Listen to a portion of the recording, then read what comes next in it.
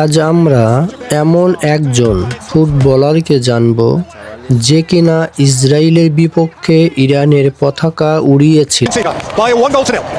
আমেরিকার president Donald Trump যাকে নিয়ে ষড়যন্ত্র করেছিল সে আর কেউ নয়, সদ্য ফিফা ফুটবল চ্যাম্পিয়ন দেশ স্পেনের সর্বকনিষ্ঠ ফুটবলার ইয়ামাল,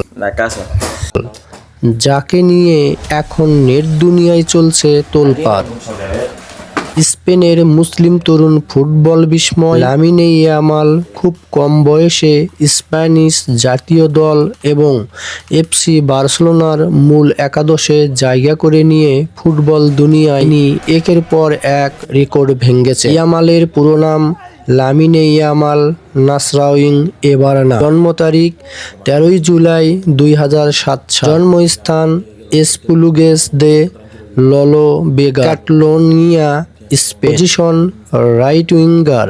বর্তমান ক্লাব এফসি বার্সেলোনা। জাতীয় দল স্পেন।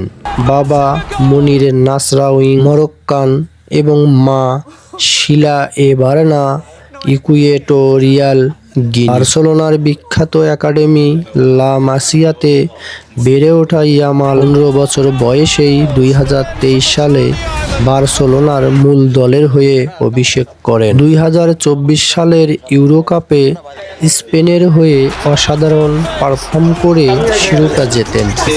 মাত্র 16 বছর বয়সে ইউরো খেলে আসরের কনিষ্ঠতম খেলোয়াড়, তরুণ গোলদাতা এবং সেরা খেলোয়াড় নির্বাচিত হন। ফুটবল জগতে অসাধারণ অবদানের জন্য 2024 সালে ইউরোপের সেরা তরুণ খেলোয়াড় হিসাবে গোল্ডেন বয় অ্যাওয়ার্ড অর্জন করেন।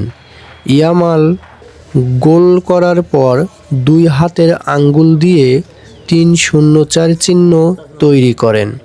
এটি তার শৈশবের বাসস্থান মাতোরোর গরিব এলাকা রোকাফোন্ডার পোস্টাল কোড 08304কে প্রতিনিধিত্ব করে। এত অল্প বয়সে অবিশ্বাস্য চাপ সামলে যেভাবে তিনি নিয়মিত ক্লাব ও জাতীয় দলের হয়ে জয়ের নায়ক হচ্ছেন, তাতে ফুটবল বিশ্ব মনে করছে ভবিষ্যৎ ফুটবলের পরিবর্তিত রাজত্ব তার হাতেই থাকতে চলেছে।